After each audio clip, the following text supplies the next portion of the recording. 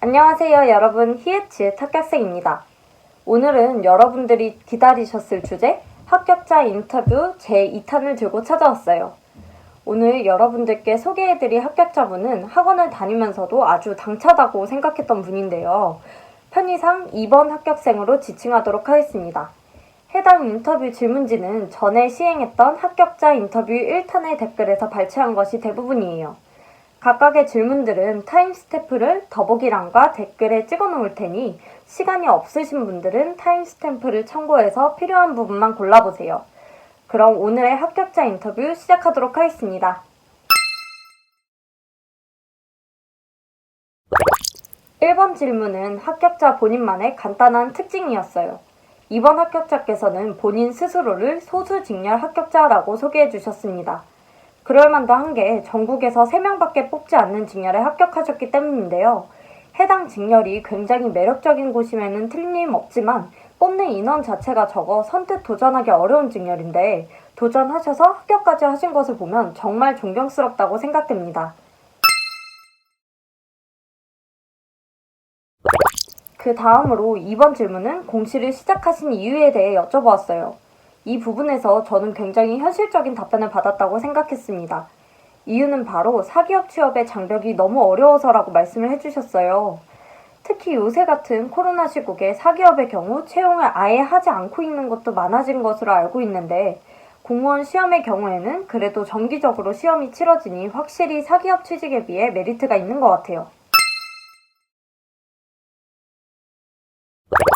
세 번째로 드렸던 질문은 공시생분이 여쭤봐 주신 질문이었습니다. 시험이 한 달 남았을 때 무엇을 해야 하는지 여쭤보았어요. 합격생 분께서 강조해 주신 부분은 바로 암기였습니다.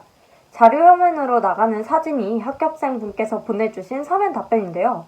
말 그대로 시험이 다가올수록 암기만이 살 길이다 라는 강한 의지가 보여지죠.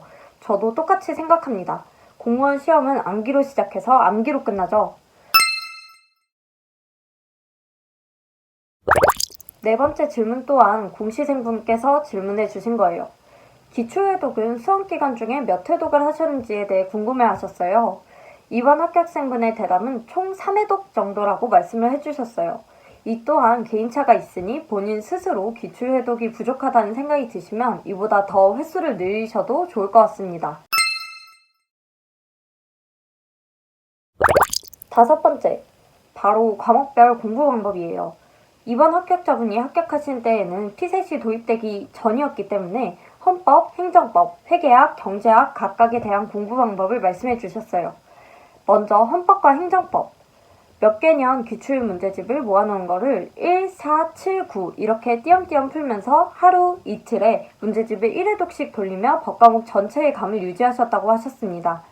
전체적인 감이라는 다소 모호할 수 있는 기준을 정확하게 정해주셨는데요. 지문에 있는 단어를 보자마자 0.1초 만에 옳다, 아니다를 판단할 수 있어야 한다고 말씀해 주셨습니다.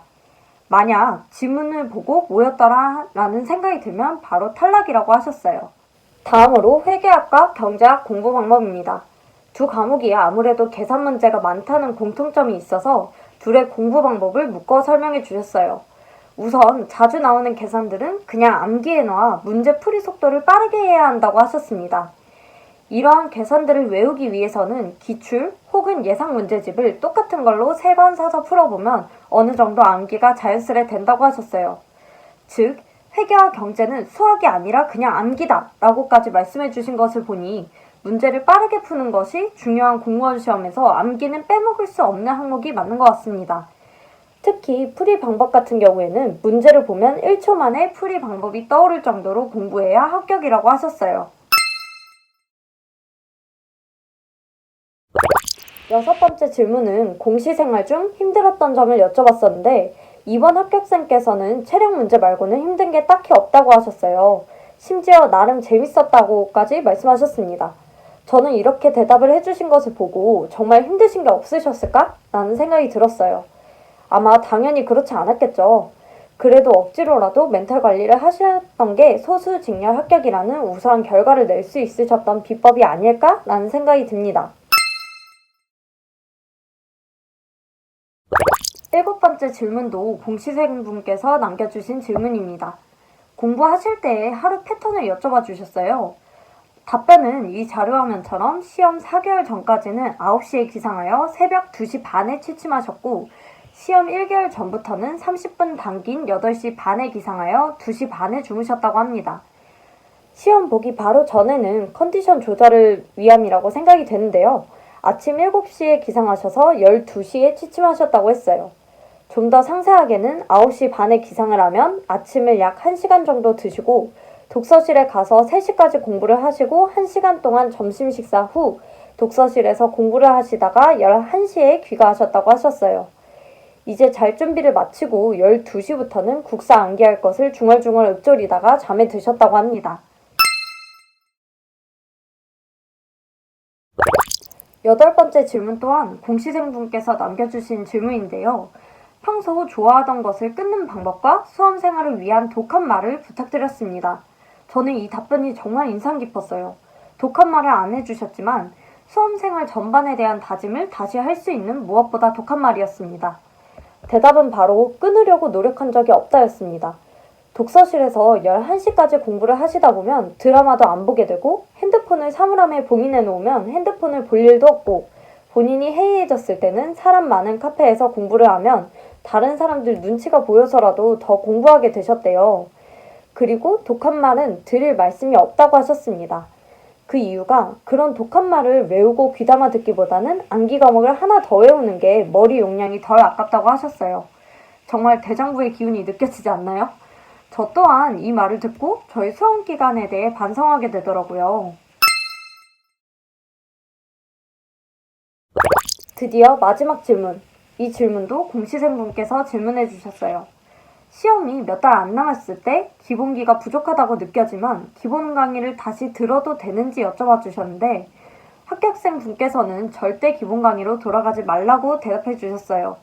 이미 어느 정도 공부를 하셨다면 안 부족한 과목이 없을 것이고 혹여 부족하다고 느껴진다면 내가 늦었구나 라고 인지하고 이해보단 기출만 외우자 이러고 암기하시면 된다고 하셨습니다. 이상으로 두 번째 합격자 인터뷰 내용을 모두 말씀드려 보았어요. 해당 인터뷰를 하면서 이런 분이 정말 소수직렬에 합격하는구나 라는 생각이 들었어요. 인터뷰 내용만 들어봐도 강인한 마음가짐과 끈기가 느껴졌던 것 같습니다. 공시생분들께 인터뷰가 많은 도움이 되었으면 좋겠어요. 만약 이 영상이 도움이 되셨다면 좋아요와 댓글 하나씩 남겨주세요. 또한 다음 합격자 인터뷰를 위해 질문 사항이 있으시다면 그 또한 댓글창에 남겨주시면 다음 인터뷰 때 여쭤보도록 하겠습니다. 오늘 하루도 정말 고생 많으셨고 저는 그럼 다음 시간에 원래대로 장별 공부법에 대해 말씀드리겠습니다. 여러분 모두 공부 파이팅이에요!